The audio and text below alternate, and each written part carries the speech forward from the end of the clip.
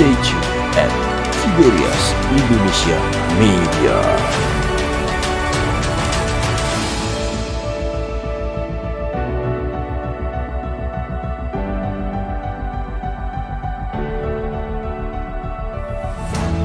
Kami bersyukur Tuhan Yesus untuk kasih-Mu yang berlimpah bagi kami. Kami bersyukur Engkau ada di tengah kami, Engkau bertakhta atas pujian dan penyembahan kami. Kami siap duduk di bawah kaki-Mu dengar firman-Mu ya Tuhan. Urapi hamba-Mu, urapan yang baru atas setiap kami. Engkau yang teguhkan setiap firman dengan tanda, kuasa, dan mujizat. Dan terlebih pagi ini kami akan bersatu dengan tubuh darah Yesus. Kami percaya hari ini yang sakit disembuhkan, yang terikat dilepaskan, setiap gok dan belenggu dipatahkan. Berfirmanlah ya Tuhan, kami siap untuk mendengarkan. Dalam nama Yesus kami berdoa, haleluya. Yang percaya katakan amin, haleluya. Silakan duduk saudaraku yang terkasih, shalom. Setiap jemaat di Tiberias Gading Nias, setiap jemaat di rumah masing-masing lewat live streaming, berkat perkenanan Tuhan atas setiap kita. Kita masih di bulan pertama di tahun baru 2022. Kita percaya penyertaan Tuhan nyata bagi kita di tahun 2022 ini. Saya mau membawakan firman hari ini saudaraku dari ayat firman Tuhan dalam Kejadian pasalnya yang pertama. Buka firman Tuhan Kejadian pasalnya yang pertama, dan ayat pertama dalam Alkitab ini akan memberkati kita hari ini. Kejadian 1 ayat 1 dan 2. Boleh dibaca pendeta muda Adit, silakan. Demikian firman Tuhan, pada mulanya Allah menciptakan langit dan bumi. Bumi belum berbentuk dan kosong, gelap gulita menutupi samudra raya, dan roh Allah melayang-layang di atas permukaan air. Demikian firman Tuhan. Ayat 3. Ayat ketiga, berfirmanlah Allah, jadilah terang, lalu terang itu jadi. Hari ini saya mau berbicara, saudaraku, judul khotbah saya boleh ditampilkan di PowerPoint, yaitu Logos, Order, dan Chaos. Firman, keteraturan, dan ketidakteraturan. Logos adalah firman, katakan bersama saya Logos. Kita lihat Tuhan berfirman, maka yang gelap, yang tidak berbentuk, dan yang kosong itu pun jadi. Order adalah keteraturan, katakan bersama saya order. Order adalah keteraturan, dan chaos adalah ketidakteraturan, katakan bersama saya chaos. Jadi ada order, yaitu keteraturan, ada chaos, yaitu ya ketidakteraturan. Dan Tuhan menciptakan keteraturan dari ketidakteraturan, ketidakberbentukan, kekosongan, ketiadaan struktur. Dan Tuhan mengkonfrontasi kegelapan, kosongan, dan ketiadaan struktur tersebut, dan menciptakan struktur, menciptakan organisasi, menciptakan order dari yang namanya chaos. Dan ide ini adalah ide ribuan tahun lamanya saudara, yaitu ide mengenai logos, firman yang berada di tengah di antara keteraturan dan ketidakteraturan. Dan saya mau berbicara ini dalam konteks 2022 ini. Kita percaya penyertaan Tuhan berlaku bagi setiap kita. 2022 ini kita harus merealisasikan potensi terbaik di dalam diri kita. Sering saya katakan bahwa potensi terbaik yang ada di dalam dirimu adalah Kristus yang ada di dalam saudara.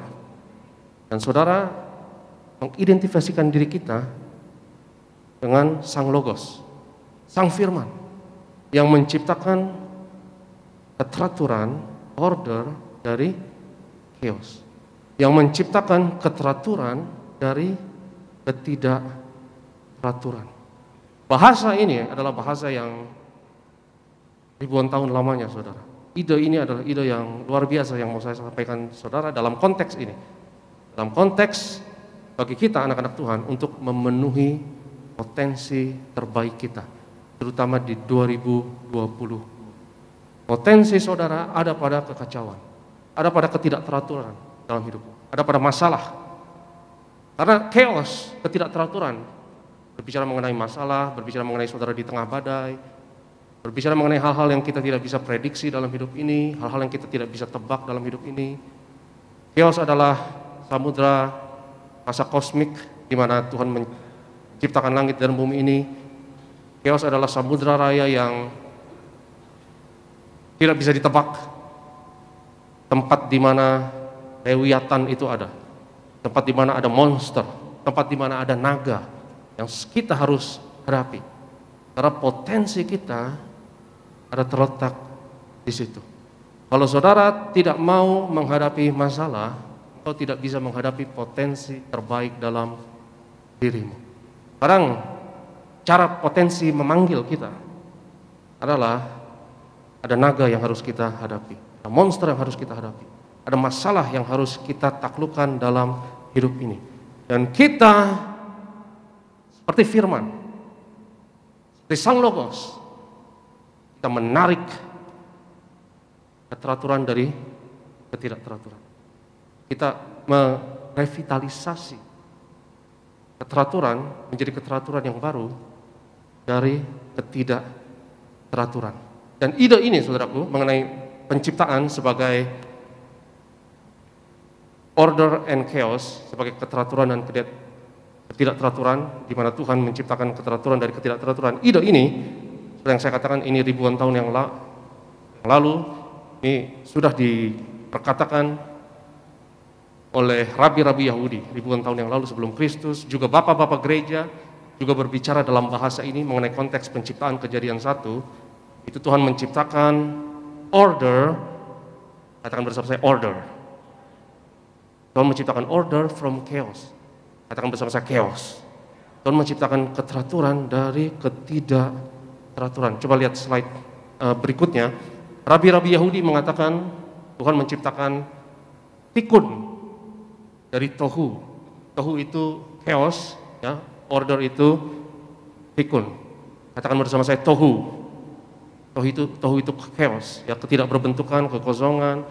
Berbicara mengenai masalah dalam hidup saudara, berbicara mengenai ketika engkau dideteksi misalnya ada penyakit, diagnosa dokter menunjukkan dalam dirimu, kau berada dalam domain chaos, kau berada dalam domain ketidakteraturan. Tubuhmu tidak seperti yang kau bayangkan seperti sebelumnya yang dapat diandalkan dan dapat diprediksi. Sekarang tubuhmu tidak bisa ditebak karena ada gejala sakit dan kelemahan.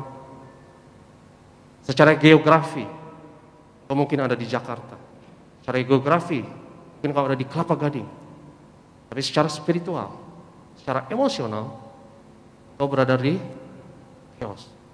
Kau berada di, katakanlah istilahnya, dunia orang mati. Kau berada di dunia ketidakteraturan, di mana segala sesuatu tidak bisa ditebak. Ketika engkau dapat surat cinta dari bank misalnya, menyatakan kau pilot misalnya, ketika engkau menghadapi masalah finansial misalnya, secara geografi engkau mungkin berada di Jakarta, Kelapa Gading. Tapi secara spiritual, secara emosional, kau berada di dalam domain dunia orang mati. Kau berada di domain ketidakteraturan, kau berada di tengah badai, kau berada di pada masalah. Sementara order berbicara mengenai keteraturan, mana semuanya bisa ditebak, semuanya baik-baik saja. Dan order berbicara mengenai misalnya peradaban, bicara misalnya mengenai budaya, struktur yang melindungi saudara dari kekacauan dan tidak peraturan. Itu kenapa seringkali chaos dilambangkan sebagai naga, monster, atau bahkan alam, ya, seperti samudra raya. Samudra raya adalah air misalnya. Itu bisa jadi sumber kehidupan, tapi juga sumber bencana seperti air bah. Alam memberikan kepada kita kehidupan, tapi juga ancaman bagi kita. Karena kalau tidak ada struktur, kalau tidak ada atap di atas kepala kita, maka cuaca akan membunuh kita. Jadi alam bisa positif, bisa negatif. Demikian juga peradaban, order, saya akan tunjukkan kepada saudara, itu bisa positif, bisa negatif. Dan cara untuk memenuhi potensi saudara dalam Tuhan adalah berada di tengah di antara keteraturan dan ketidakteraturan. Di mana kita mengidentifikasikan diri kita dengan Sang Logos, Sang Firman yang terus memperbaharui keteraturan dari ketidakteraturan. Di tengah perbatasan antara keteraturan dan ketidakteraturan, order and chaos tersebut, saudara dan saya harus berada. Saudara dan saya harus hidup. Kita nggak boleh berada di keteraturan saja, saudara. Karena kalau saudara berada hanya dalam order, keteraturan saja, kadang keteraturan itu bisa kaku. Kadang order yang lama itu bisa usang. Ya. Dalam dunia politik, misalnya dalam sejarah kita mengenal istilah orde lama, orde baru misalnya.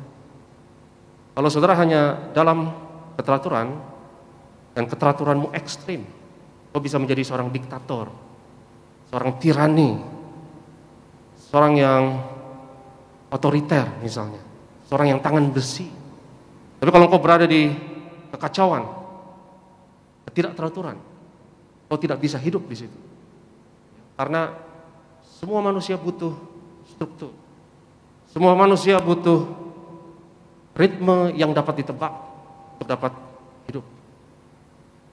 Jadi di mana kau harus berada? Kau harus berada di tengah, di antara tohu dan tikun, di antara kekacauan dan keteraturan, di antara order dan chaos. Seperti yang saya katakan, rabi-rabi Yahudi mengajarkan ini ribuan tahun yang lalu, komentar-komentar mengenai perjanjian lama di kitab Talmud, dan saudara bisa Google, bisa di Wikipedia, ada entry tohu dan tikun yang menarik untuk disimak. Di mana orang Yahudi juga mengatakan mengenai tohu dan tikun ini menarik, saudara, bahwa Mesias yang dijanjikan nanti adalah Mesias yang mengembalikan balance antara order dan chaos di dunia ini. Dan itu berbicara mengenai Yesus, kematian dan kebangkitannya. Saudara harus mengidentifikasikan diri kita dengan Kristus, Sang Logos yang mati dan bangkit.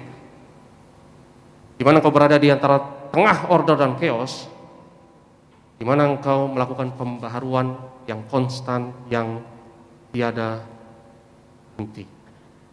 Karena di tengah antara order dan chaos tersebut, saudara, di mana kita harus berada. Kalau saudara hidupmu terlalu teratur misalnya, hidupmu terlalu gampang ditebak, hidupmu terlalu rapi misalnya, kau bisa bosan. Karena keteraturan bisa jadi diktator, keteraturan bisa jadi tirani. Betul atau tidak, saudara? Kalau engkau hidup dalam keteraturan yang keterlaluan, misalnya kau datang ke rumah orang, misalnya kau lihat rumah itu begitu rapi, semua furnitur itu dilapisi plastik, dan satu debu pun tidak akan ditolerir, dan anak-anak gak boleh main di ruang tamu misalnya. Tidak tahu ada diktator yang tinggal di situ, dan tidak sehat untuk hidup di dalam lingkungan yang terlalu kaku seperti itu. Betul atau tidak, saudara? Karena kita butuh kekacauan kadang untuk pertumbuhan. Betul tidak? Saudara butuh sedikit dosis kekacauan, ketidakteraturan. Saudara harus hadapi masalah, hadapi tantangan, supaya apa? Supaya bertumbuh. Tapi saudara nggak boleh terlalu kacau dalam hidup ini. Ya, tidak boleh terlalu hancur dalam hidup ini, tidak ada struktur sama sekali, dan tidak bisa ditebak. Karena kalau saudara hidup dalam kekacauan yang ekstrim, kau akan tewas. Dan ini bukan metafora, ini bukan kiasan. Hidupmu hancur. Kau tidak ada struktur, dalam pekerjaan, dan kau mengalami krisis yang bersamaan dalam kesehatan, dalam keuangan, dalam hubunganmu dengan orang lain. Ini bukan kiasan, kau akan tewas karena kau nggak bisa hidup dalam keadaan yang panik senantiasa, emergency mode. Kalau kau hidup dalam keteraturan yang ekstrim, kau akan bosan. Kalau kau hidup dalam ketidakteraturan, kau akan panik. Kita nggak bisa hidup dalam kepanikan yang konstan. Karena engkau selalu akan berada dalam emergency mode. Dan kau tidak akan hidup lama kalau kau berada dalam ketakutan yang senantiasa. Betul atau tidak? Kita nggak boleh panik, kita juga nggak boleh bosan. Di tengah adalah berjaga-jaga. Katakan bersama saya, berjaga-jaga. Kau harus selalu berjaga-jaga di tengah, di antara perbatasan, order, dan chaos. Di antara perbatasan, keteraturan, dan ketidakteraturan. Slide berikutnya adalah, saya hanya mengutip satu Bapak Gereja Tertullian, di mana dia menulis mengenai judul di misalnya adalah The Gradual Development of Cosmical Order Out of Chaos in the Creation. Beautifully stated. Jadi ini hanya salah satu Bapak Gereja Tertullian, tapi juga Agustinus atau Santo Agustinus yang saudara kita Katolik menyebutnya Santo Agustinus, juga Origen. Mereka selalu Bapak-Bapak Gereja berbicara mengenai Kejadian pasal 1 konteks penciptaan itu dalam bahasa peraturan dan ketidakteraturan, bahasa order and chaos. Slide berikutnya, seorang teolog terkenal Jerman bernama Hermann Hankel. Ini saya hanya ingin memastikan bahwa ada landasan teologi yang kuat dalam apa yang saya sampaikan ini, saudara. Ini bukan hal yang baru yang saya sampaikan mengenai order dan chaos. Ini bukan hal yang baru. Saya hanya menggali harta karun yang terpendam sejak purbakala. Karena kita mau tahu bagaimana kita harus hidup di dunia dan bagaimana kita harus memenuhi potensi kita. Saudara harus melihat diri saudara, melihat realita di dunia ini dalam dua bentuk ini saja, yaitu order dan chaos, keteraturan dan ketidakteraturan. Ya, seperti yang saya katakan, keteraturan adalah ketika hidupmu baik-baik, ketika semuanya dapat diprediksi, ketika semuanya dapat ditebak. Ya, ketidakteraturan, chaos, adalah ketika engkau menghadapi masalah. Itu kenapa ketidakteraturan diandaikan sebagai dunia orang mati, sebagai masalah, diandaikan sebagai naga, sebagai monster. Dan itulah hidup kita, saudara. Satu saat engkau hidupnya dapat berada dalam order, di saat yang lain yang tidak diduga engkau berada dalam ketidakteraturan. Misalnya, secara geografi engkau berada di Kelapa Gading sekarang ini, di gereja Nias, katakanlah, atau dimanapun engkau berada dalam tempat yang nyaman di mana engkau berada. Tapi tiba-tiba ketika engkau lagi santai-santai, misalnya engkau sedang santai-santai, tiba-tiba ada ular datang. Tadinya engkau berada dalam keteraturan, tiba-tiba engkau berada dalam ketidakteraturan, engkau berada dalam chaos. Kenapa ketidakteraturan sering dilambangkan sebagai predator reptil?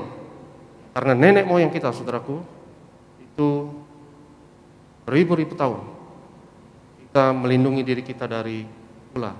Dan saudara dan saya sangat sensitif terhadap ular, sangat sensitif, lebih dari yang saudara ketahui. Dan sirkuit syaraf saudara itu dapat mendeteksi ular dan bereaksi milidetik. Walaupun kau belum pernah melihat ular dari sejak kau lahir, andaikan, tapi engkau sudah melihatnya dalam sistem syarafmu, karena itu sudah tertanam dalam-dalam. Itu kenapa masalah, badai dalam hidupmu, tantangan, itu dilambangkan, diandaikan sebagai ular, sebagai naga, dan tanggung jawab yang kau abaikan misalnya, yang engkau tidak lakukan, tugas-tugas yang kau tidak lakukan, adik-adik di sini misalnya, ya, PR dan tugas yang kau tidak kerjakan, yang kau biarkan numpuk di meja, ancaman bagimu. Dan sistem syaraf yang mendeteksi ular dengan sistem syaraf yang mendeteksi ancaman tersebut itu sama. Jadi kalau engkau tidur dengan tugas-tugas dan tanggung jawab yang kau abaikan, tidurnya enak atau enggak? Tidak. Itu sampai saya tidur sama ular, tidur dikelilingi. Itu kenapa kita harus penuhi tugas-tugas kita, tanggung jawab kita, jadi orang yang bertanggung jawab. Karena kau tidak bisa hidup dalam kekacauan, kau tidak bisa hidup dalam ketidakteraturan, kau tidak bisa hidup dengan, katakanlah tanda kutip, ular-ular yang belum ditaklukkan. Itu kenapa kita harus hidup di tengah perbatasan antara order dan chaos tersebut. Dan mungkin saudara pikir apa yang saya katakan ini sepertinya primitif, sepertinya mistik. No. Ini di backup dengan sains, dan sains yang modern, ilmu pengetahuan yang modern. Slide berikutnya. Slide berikutnya adalah ini seorang neuropsychologist the best di dunia yang bernama Profesor Elkhorn Goldberg. Dan hasil risetnya menunjukkan, ya, kita hidup melihat realita di dunia ini sesederhana itu. Kita melihat sebagai order and itu keteraturan dan ketidakteraturan. Dan Elkhorn Goldberg membuktikannya dengan dikotomi otak kiri, otak kanan. Ya, otak kiri itu otak keteraturan, otak logika, otak rutinitas, di mana ya itu ada rutinitas, ada familiarity, hal-hal yang kita ketahui itu ada di otak kiri. Orang-orang yang cenderung otak kiri itu biasanya manajerial, ya, dan administratif, rapi, orangnya rapi, otak kiri. Otak kanan adalah otak kreatif, otak kekacauan, tipe-tipe seniman misalnya, yang nyentrik, nggak bisa diatur, yang maunya kebebasan, yang aspirasinya untuk independen, ya, itu adalah otak kanan. Di mana kita melihat hal-hal yang tidak rutin, yang non-rutin, yang tidak terstruktur rapi, yang kita tidak familiar tapi novelty, ya, hal-hal yang baru, itu ditangani dengan otak kreatif, yaitu otak kanan. Slide berikutnya. Jadi apa yang saya katakan di backup dengan sains luar biasa, saudara. Ya, ini seorang fisikawan bernama Norman Packard. Dia menciptakan istilah ini, Age of Chaos, di ujung kekacauan. Itu adalah border, adalah perbatasan antara keteraturan dan ketidakteraturan. Itu adalah perbatasan antara order and chaos. Dan Norman Packard ini mengatakan dalam fisika, dalam alam ini, hal-hal yang kreatif, hal-hal yang luar biasa terjadi ketika engkau berada di antara perbatasan antara order dan chaos ini. Saya percaya, saudara, mujizat terjadi di situ.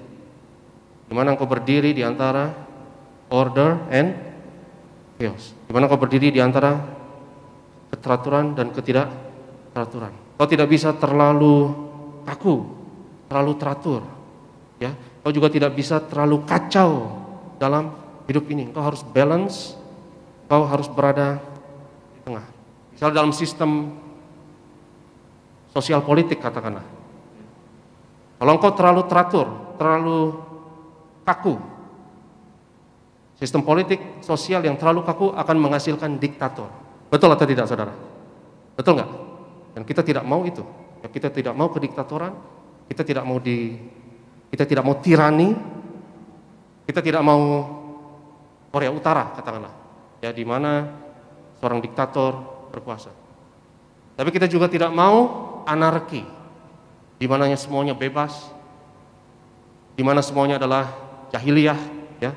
Ini adalah wild west, ini adalah anarki, ini adalah kekacauan total. Betul atau tidak? Betul atau tidak?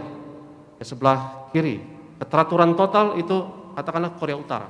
Ketidakteraturan total katakanlah contohnya yang sekarang adalah Syria, ya.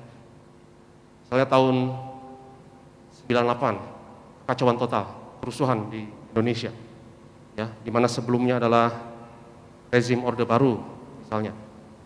Dan sekarang kita bersyukur, Tuhan sayang Indonesia, kita bersyukur untuk demokrasi. Menurut saya demokrasi ada di tengah. Demokrasi mungkin tidak stabil jangka pendek, tapi dia stabil jangka panjang. Demikian juga kediktatoran. sistem otoriter. Itu mungkin stabil jangka pendek. Dia stabil jangka pendek. Di jangka panjang itu neraka. Kita tidak mau keteraturan total, kita tidak mau ketidakteraturan total. Menurut saya bargain terbaik, balance yang terbaik di akhir zaman ini itu adalah mujizat di bidang sosial politik. Menurut saya itu adalah yang saya percaya tidak lepas dari campur tangan Tuhan adalah demokrasi. Misalnya, saudara yang terkasih, di Alkitab ada zaman hakim-hakim. Ya. Katakan bersama saya, hakim-hakim. Hakim-hakim itu kekacauan total, betul? Gak ada raja yang memerintah. Ya, itu jagoan-jagoan yang memerintah. Ya, katakanlah hakim-hakim itu jagoan-jagoan, saudara. Ya, seperti Simpson dan lain sebagainya. Gak ada raja yang memerintah, itu kekacauan. Sementara monarki, ya, raja-raja berbicara mengenai kediktatoran misalnya.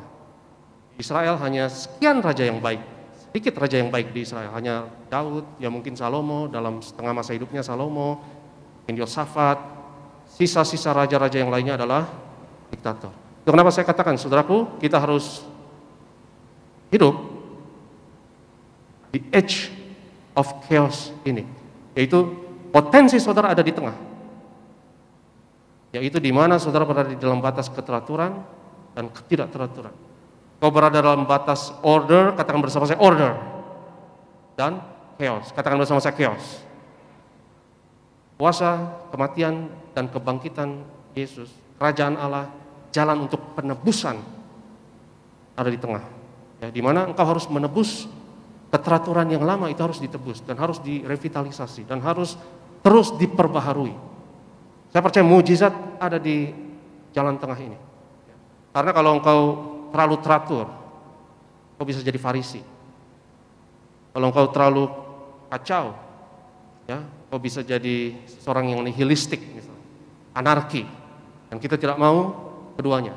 Saya percaya jalan kerajaan surga, jalan penebusan berada di tengah.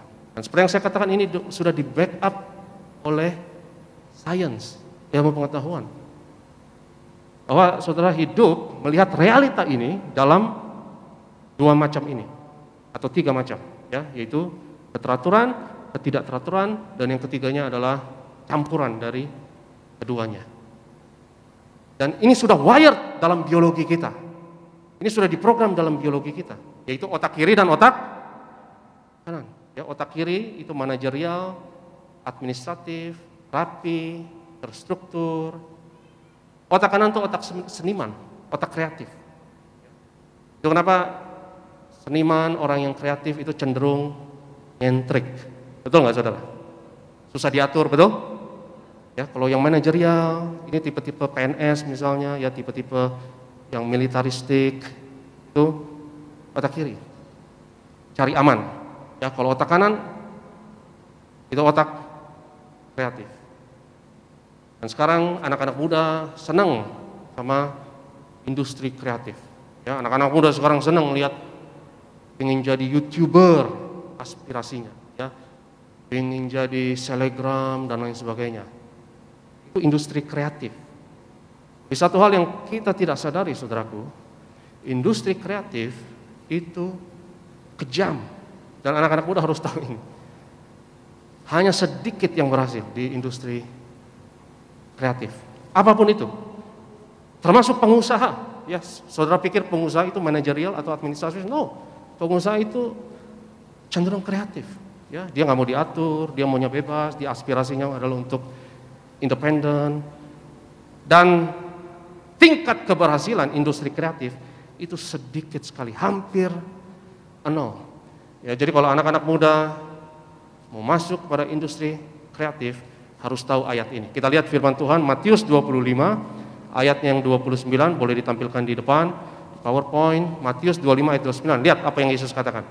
Karena setiap orang yang mempunyai, kepadanya akan diberi, sehingga ia apa? Berkelimpahan.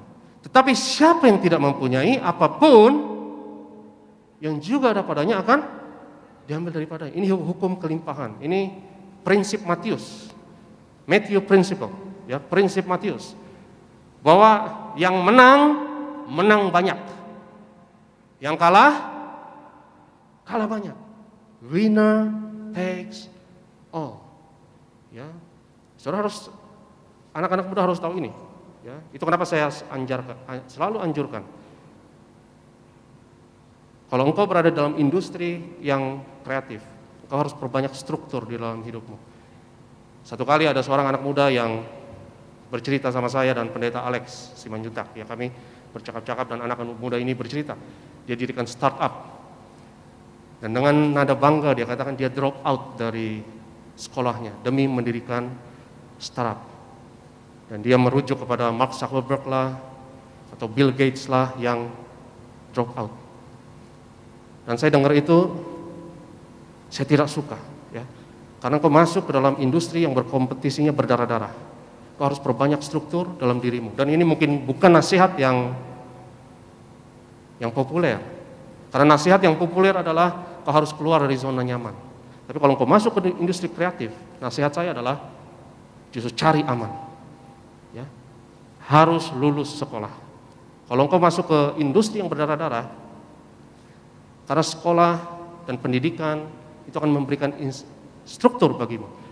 Karena orang yang berada dalam industri kreatif, ya, dan dominan otak kanan, otak kreatif, ya itu biasanya bosenan dan nggak suka struktur, nggak suka birokrasi, dan kadang tidak terlalu hormat kepada otoritas. Kalau saudara berada dalam anak-anak muda, ya kalau mau masuk industri kreatif, saya tidak akan membunuh mimpimu, tetapi jangan juga sok jago, ya karena itu industri yang sangat berdarah-darah, di mana tingkat keberhasilannya itu sangat-sangat sedikit. Coba kita lihat slide berikutnya. Ya, jumlah pengusaha di Indonesia misalnya hanya 1,65%. Kenapa? Kebanyakan pengusaha itu gagal. Betul atau tidak, saudara? Betul nggak? Kebanyakan bisnismen itu bangkrut. Yang bertahan itu hanya 1,6, dan karena itu industri yang berbahaya. Makanya banyak orang cari aman, ya. Di otak kiri yang dominan misalnya manajerial dan administratif, ya, misalnya tipe-tipe PNS, ya, tipe-tipe yang manajerial, yang administratif itu lebih aman, dan mereka tipenya konservatif. Tapi tipe yang di dunia kreatif, jangan tertipu, ya. Kadang kita melihat ada satu artis berhasil, misalnya Ayu Ting Ting berhasil. Jadi saya mau katakan dari satu Ayu Ting Ting yang berhasil ada 1000 Ayu Ting Tong yang gagal, saudaraku. Kita nggak pernah dengar mengenai Ayu Ting Tong, ya, tapi gagal mereka semua. Coba lihat di American Idol, berapa banyak yang dieliminasi. Dari satu pemusik yang berhasil misalnya, 1000 lebih gagal. Dan kalau saudara mau lihat pemusik, saudara harus lihat juga pengamen di jalanan. Betul atau tidak? Betul nggak? Karena mereka juga pemusik dan kebanyakan gagal. Siapa yang mempunyai kepadanya harus diberi, Yesus katakan, dan kelimpahan. Yang menang banyak. Ini distribusi yang tidak merata, yang nggak bisa dilawan, nggak bisa dilawan. Ini hukum alam, saudara. Yang Yesus katakan itu hukum Pareto 20-80. Ya, di mana hanya segelintir orang yang memonopoli jumlah produksi kreatif yang ada. Ya, dari satu buku novel misalnya yang berhasil, ada 10.000 yang gagal. Dari satu YouTuber yang berhasil, itu mungkin 10.000 yang gagal. Dari satu lagu yang jadi bestseller, mungkin ada 10.000 lagu yang kita nggak pernah dengar karena terkubur di bawah lagu-lagu yang lainnya. Jadi untuk memonetisasi produksi kreatif itu susahnya luar biasa. Coba lihat slide berikutnya. Slide berikutnya adalah, kalau saudara lihat, ya, menurut statistik 95% pengusaha itu gagal di tahun yang kelima. Jadi industri kreatif itu kalau saudara harus memasukinya, kau harus perbanyak struktur di dalam hidupmu. Harus taat otoritas. Yang setuju katakan amin. Ya, karena misal seorang pendeta pernah bilang sama saya, ya, di dalam gereja divisi yang paling susah diatur misalnya pemusik misalnya.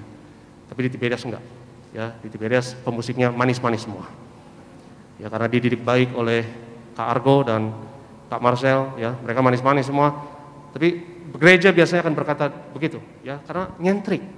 Orang yang otak kanan dominan, orang yang kreatif itu nggak suka struktur, nggak suka basa-basi, nggak suka prosedur, nggak suka birokrasi, dan kau harus berada balance di antara keduanya. Saya berdoa 2022 kau akan penuhi potensi dalam hidupmu. 2022 apa yang kau kerjakan diberkati berhasil. Dan kau harus berada di jalan di tengah itu, saudara. Antara order dan chaos. Karena hal-hal yang kreatif terjadi di tengah. Hal-hal yang luar biasa ada terjadi di tengah tersebut. Di antara kekacauan dan keteraturan. Karena engkau butuh kekacauan kadang dalam hidupmu. Dosis sedikit kekacauan untuk pertumbuhan. Engkau harus ada ruang dalam hidupmu untuk hal-hal yang tidak terduga. Betul atau tidak? Kau kadang-kadang harus, karena kadang saudaraku pertumbuhan butuh ketidakpastian. Ada resiko ketika engkau mau bertumbuh. Ada resiko ketika engkau harus maju. Sehingga engkau tidak bisa memiliki keteraturan yang terlalu kaku di dalam hidupmu. Di mana engkau memenuhi potensi terbaik dalam dirimu adalah di jalan tersebut. Dan engkau harus identifikasikan dirimu dengan kematian dan kebangkitan Yesus. Engkau harus terus berjaga-jaga. Saya berdoa lewat hidupmu, tangan Tuhan akan mentransformasi banyak hal dalam hidup saudara. Dan kau akan mentransformasi banyak struktur dalam hidupmu. Yang setuju katakan amin. Banyak organisasi, hal-hal industri yang kau sentuh, yang kau pegang, diberkati Tuhan. Ada transformasi lewat kematian, kebangkitan yang tiada habisnya. Karena di tengah itu saudara, itu seakan-akan kau harus berjaga-jaga dan di posisi itu engkau harus mati. Apa yang saya maksud engkau harus mati, ya. Kadang struktur yang lama, orde yang lama, keteraturan yang lama, kalau engkau biarkan, dia bisa kaku, tidak relevan, dan bisa jadi diktator, tirani, dan jahat. Betul nggak saudara? Dan dia harus dihancurkan. Orde yang lama, keteraturan yang lama harus dihancurkan. Dan potongannya disusun ulang dengan format yang baru, yang penuh kemuliaan, yang lebih relevan. Itu berbicara mengenai kematian dan kebangkitan. Dan kalau saudara mau belajar, saudara juga harus mati. Artinya, bias-bias, prejudis-prejudis, presuposisi, prasangka-prasangka yang ada dalam hidupmu, struktur yang lama harus dihancurkan. Supaya engkau bisa nangkap informasi yang baru. Supaya engkau bisa belajar. Engkau harus hancurkan, rombak ulang apa yang kau ketahui. Karena kalau tidak demikian, kau tidak bisa menangkap informasi yang baru. Sehingga ini luar biasa. Identifikasi konstan yang tiada habisnya seumur hidupmu dengan Sang Mesias, Sang Logos yang mati dan bangkit. Slide berikut dan saya akan tutup dengan ini. Teman saya sudah batuk, saudara. Saya akan tutup dengan ini, ya. Kita lihat Maria mengurapi Yesus dengan minyak narwastu. Dan Yudas adalah prototipe pertama dari antikristus, anti urapan. Yudas itu anti urapan. Dia bilang, ngapain pemborosan ini? Kenapa minyak ini diboroskan? Dan Yudas sarankan minyak ini untuk apa? Dijual dan diberikan kepada orang miskin. Dan Alkitab mengatakan Yudas bohong. Karena Yudas adalah bendahara pemegang uang dan dia mau mencuri dari uang tersebut. Dia pura-pura cinta orang miskin. Padahal dia mau merampok. Ya, hati-hati, banyak orang yang pura-pura cinta orang miskin padahal mau merampok. Bansos saja pun bisa diembat, betul nggak saudara? Bisa ditilap bansos saja, ya. Kalau saudara benar-benar mau menolong orang miskin, hal yang terpenting dalam hidup saudara adalah menjadi seperti Yesus. Dan itulah yang Maria lakukan. Maria urapi Yesus dengan minyak karena dia berpartisipasi dalam kematian dan kebangkitan Yesus. Dia berpartisipasi dalam mempersiapkan penguburan Yesus. Betul atau tidak? Dan saudara kalau mau betul-betul cinta sesama dan menolong orang, cara terbaik, apalagi anak-anak muda, penuhi potensimu sebanyak-banyaknya dalam hidupmu. Karena kalau engkau menjadi Kristus bagi sesamamu, Kau akan menolong sebanyak mungkin orang yang Tuhan izinkan engkau untuk bisa menolong. Ya, karena memenuhi potensi kita adalah cara terbaik, saya percaya. Menjadi seperti Yesus adalah cara terbaik untuk menolong sebanyak mungkin orang. Yang percaya katakan amin. Haleluya. Saya undang worship leader, saya undang imam, pemusik. 2022 ini mari kita percaya. Kita akan memenuhi potensi kita. Kita tidak tahu apa yang akan ada di 2022 ini, tapi satu hal yang kita tahu, bahwa kuasa kematian dan kebangkitan Yesus beserta dengan kita. Saya undang kita semua bangkit berdiri dan kita mau sembah Tuhan. Kita mau katakan, Engkaulah perisai. Engkaulah perisaiku saat badai hidup menerpaku. Jemamu di dalamku, Pulihkan jiwaku, pulihkan jiwaku. Ku kan berdiri di tengah badai dalam kekuatan yang Kau berikan. Sampai kapanpun ku kan bertahan, karena Yesus selalu menopang hidupku. sekali lagi kita katakan, Engkaulah perisaiku.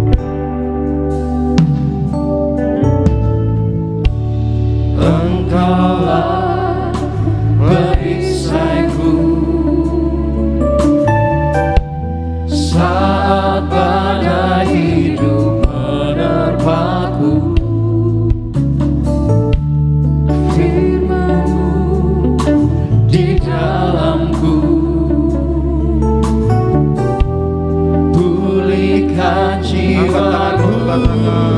Bukan berdiri, Bukan berdiri di tengah badai dalam kekuatan yang Kau berikan. Sampai kapanpun ku kan bertahan, karena Yesus selalu menopang. Ku kan berdiri di tengah badai dalam kekuatan yang Kau berikan. Sampai kapanpun ku kan bertahan, karena Yesus selalu menopang hidupku. haleluya, haleluya. Saudaraku yang terkasih, Tuhan mau kita memenuhi potensi terbesar di dalam hidup kita. Dan bagaimana kita memenuhi potensi tersebut? Kita mau menjadi seperti Sang Logos, seperti Sang Mesias yang dijanjikan. Kita mau seperti Yesus. Dan saya sangat suka hari ini, saudaraku, berkhotbah-khotbah ini saya sangat suka karena doktrin penciptaan dengan doktrin penebusan ketemu di sini. Penciptaan dan penebusan ketemu di sini. Dan Tuhan mau kau berpartisipasi di dalamnya. Dalam penciptaan alam semesta ini, kau akan ciptakan ulang, kau akan tebus alam semesta yang sudah jatuh dalam dosa ini. Kau akan berpartisipasi di dalamnya. Dan kau akan berpotensi untuk menjadi Kristus bagi sesamamu, seperti Martin Luther katakan. Dan dengan menjadi seperti Yesus, kita jadi garam, jadi terang bagi di dunia ini. Saudaraku, mungkin kau berada dalam chaos, kau berada dalam kekacauan, kau berada dalam badai yang kau tidak bisa tangani dalam hidup ini. Tapi kalau kita percaya kepada Yesus dan kita menjadi seperti Yesus, kita akan menciptakan keteraturan dari ketidakteraturan. Di tengah badai akan ada order. Di tengah badai akan ada keheningan. Di tengah badai akan ada ketenangan. Dan mungkin kau merasa kau berada dalam chaos, dalam badai, dalam kekacauan. Mungkin finansial, mungkin kesehatan, mungkin hubungan dengan orang lain, mungkin karir atau pekerjaan. Dan jika itu dirimu, angkat tanganmu tinggi-tinggi dan kita akan berdoa hari ini. Kuasa Tuhan akan menciptakan order dari chaos, dari ketidakteraturan. Dan hari ini jika engkau berkata bahwa tahun 2022 ini aku rindu lebih dari apapun untuk memenuhi potensiku yang terbaik, yaitu menjadi seperti Yesus, seperti Maria yang mengurapi Yesus dengan minyak, yang berpartisipasi dalam kematian dan kebangkitannya. Dan kau mau mengidentifikasikan dirimu dengan kematian dan kebangkitannya. Hari ini 2022 potensimu akan terpenuhi, dan jika engkau percaya, angkat tanganmu tinggi-tinggi dalam hadirat Tuhan. Haleluya. Dan setiap saudara yang angkat tangan hari ini, katakan bersama saya, dalam nama Yesus, aku percaya aku adalah generasi minyak dan anggur yang tidak dirusakkan. 2022 ini aku akan memenuhi potensi terbaik dalam diriku. Aku identifikasikan diriku dengan Sang Logos yang menarik, yang menciptakan keteraturan dari ketidakteraturan. Dalam semua badai, dalam semua masalah dalam hidupku, aku percaya aku lebih dari pemenang, jadi garam, jadi terang bagi bangsa ini. Dalam nama Yesus. Haleluya. Amin. Sekali lagi angkat tangan tinggimu di hadapan Tuhan, katakan, bukan berdiri di tengah badai, dalam kekuatan yang kau berikan, sampai kapanpun ku kan bertahan, karena Yesus selalu menopang hidupku.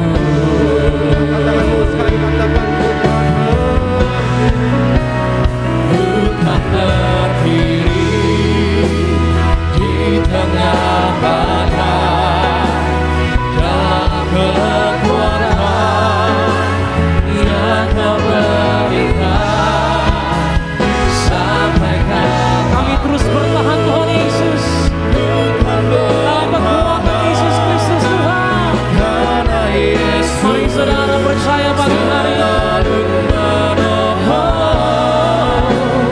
bukan berdiri di tengah badai, katakan di dalam kekuatan Tuhan. Amin. Yang kau berikan, sampai kapanpun ku kan bertahan, karena Yesus selalu menopang hidupku. Berikan tepuk tangan yang paling terbaik bagi Allah yang menguatkan, bagi Allah yang begitu setia dalam perkara hidup kami. Terima kasih Tuhan Yesus. Pagi hari ini Tuhan, kami datang ke hadapan-Mu bersyukur akan kasih setia Tuhan. Engkaulah yang menguatkan setiap kami Tuhan Yesus. Engkaulah perisai, pelindung bagi setiap kami. Kami serahkan hidup ini dalam tangan-Mu Tuhan.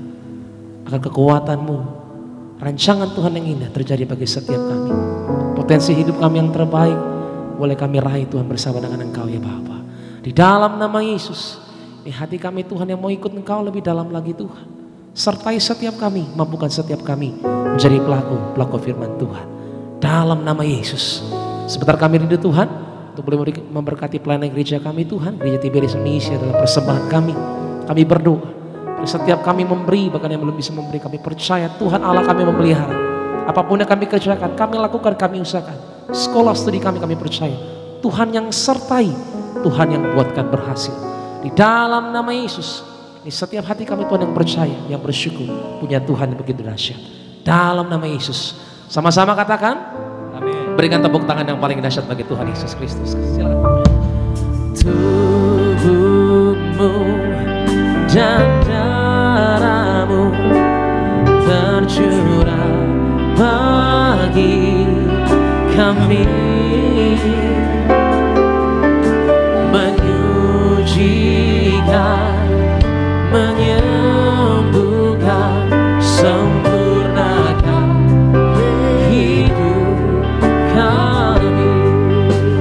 Sama-sama kita bangkit beri saudara di hadapan Tuhan.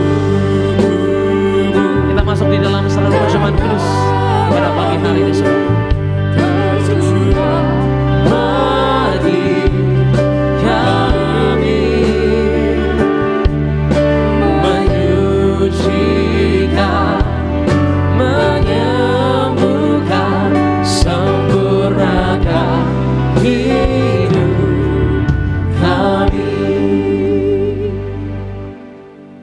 Kami bersyukur Tuhan Yesus untuk karya keselamatan yang Kau kerjakan di atas kayu salib. Kau berikan hidupmu, nyawamu, ganti kami. Kami menghormati penderitaan yang Kau lalui dengan menghampiri meja perjamuan-Mu yang kudus dengan roti dan anggur di tangan kami. Roti dan anggur adalah bukti setiap penyakit kami sudah disembuhkan.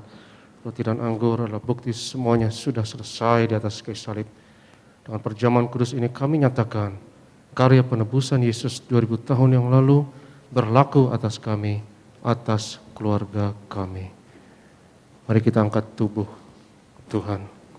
Yesus adalah imam besar agung di pengakuan iman kita. Kita katakan bersama, dalam nama Yesus, inilah roti hidup yang turun dari surga. Inilah tubuh Tuhan Yesus Kristus yang tergantung di atas kayu salib.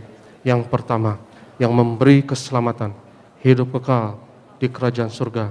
Yang kedua, tubuh Yesus menyempurnakan tubuhku agar sehat sempurna, menyempurnakan jiwa dan rohku agar aku dan keluargaku dibangkitkan pada akhir zaman. Yang ketiga, tubuh Yesus tertikam, tertombak di atas kayu salib. Kami tolak pisau operasi, pisau bedah tidak akan jamah tubuhku tahun 2022. Dalam nama Yesus kami tolak terkapar di meja operasi, kami tolak terkapar di rumah sakit, kami tolak celaka, mara bahaya, malapetaka, kami tolak terkapar di ruang ICU. Aku percaya segala kutuk, segala penyakit kelemahan sudah diangkat, sudah diselesaikan di atas kayu salib. Dalam nama Yesus, inilah tubuh Tuhan Yesus Kristus. Kita makan, inilah tubuh Yesus.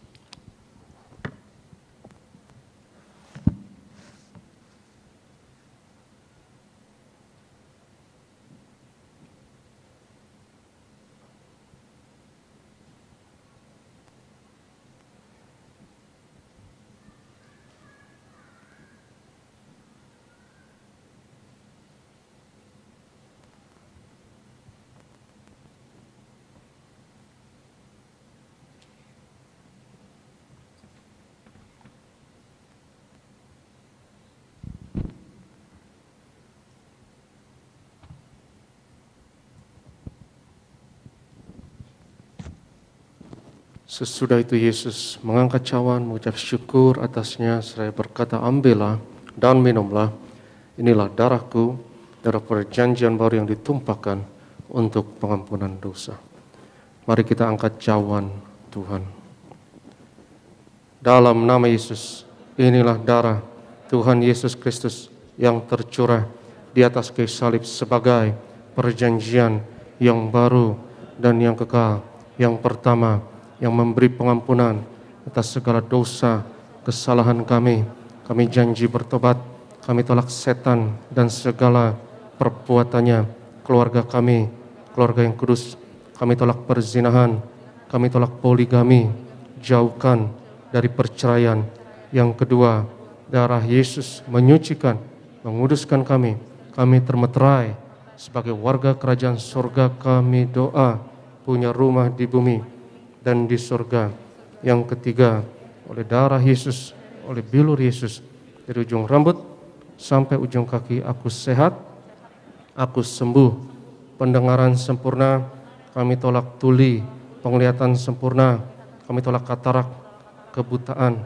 Setiap sistem, organ dalam tubuhku sempurna. Pernafasan sempurna, antibodi, imunitas sempurna. Kami tolak COVID-19, kami tolak virus corona, varian apapun, kami patahkan atasku dan keluargaku. Dalam nama Yesus, pencernaan, peredaran darah, syaraf, sempurna, darahku tahir oleh darah Yesus. Kami tolak benjolan apapun, kami tolak kistemium, kami tolak kanker tumor, kami tolak diabetes, hepatitis, kami tolak asam urat dalam nama Yesus. Kami tolak cuci darah. Sebut sakitmu masing-masing.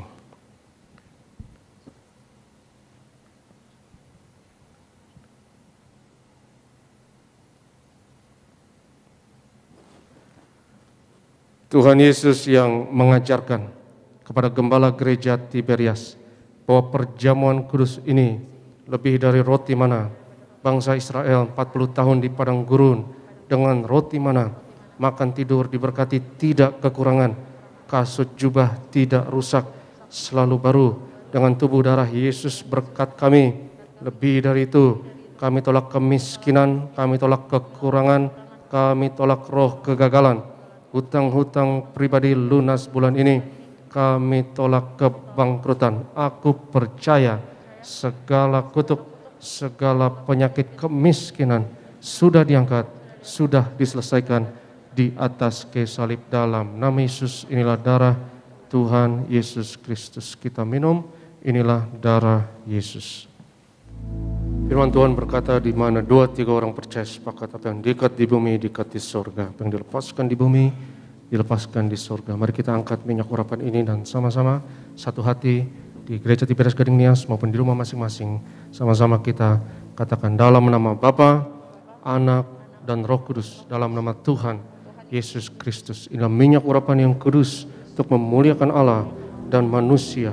Kami muliakan Yesus, Tuhan dan Allah kami yang ada di tengah kami, memberkati kami. Setiap tetes oles dari minyak urapan ini hari ini, yang sakit disembuhkan, mengusir setan-setan, hancurkan kuasa kegelapan, patahkan segala kuk dan belenggu dalam nama Yesus.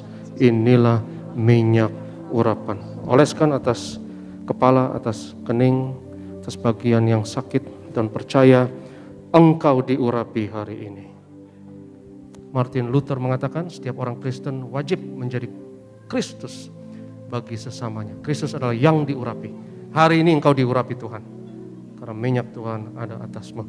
Kami berdoa ya Tuhan untuk setiap pokok doa yang tertulis dalam kertas doa ini. Kami bawa segala pergumulan, keinginan, permohonan anak-anak-Mu. Engkau yang berfirman, doa orang benar dengan yakin didoakan besar kuasanya. Aku percaya pagi ini Engkau Tuhan yang dengar, Tuhan yang hidup, yang jawab doa kami.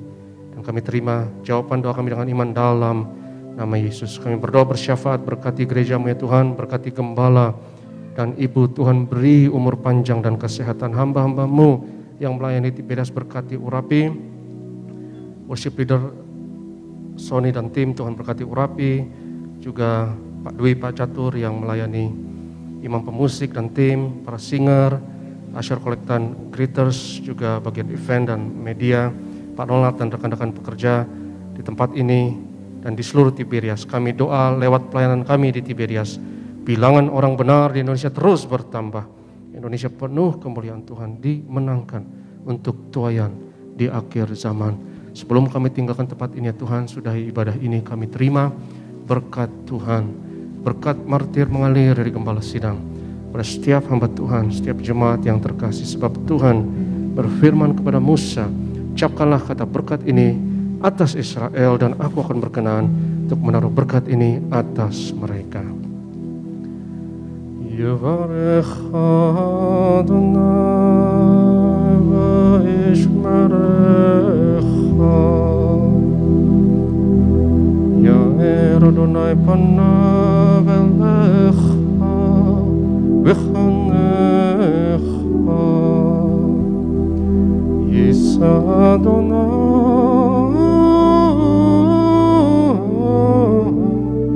panav elecha v'yashem lecha shalom. Tuhan memberkati engkau dan Tuhan melindungi engkau. Tuhan menyinarkan wajahnya atasmu dan memberi kepadamu kasih anugerah. Tuhan menghadapkan wajahnya kepadamu dan memberi bagimu shalomnya, damai sejahteranya untukmu dan anak-anakmu. yang diberkati Tuhan, sama-sama katakan amin. Selamat hari Minggu, Tuhan Yesus memberkati.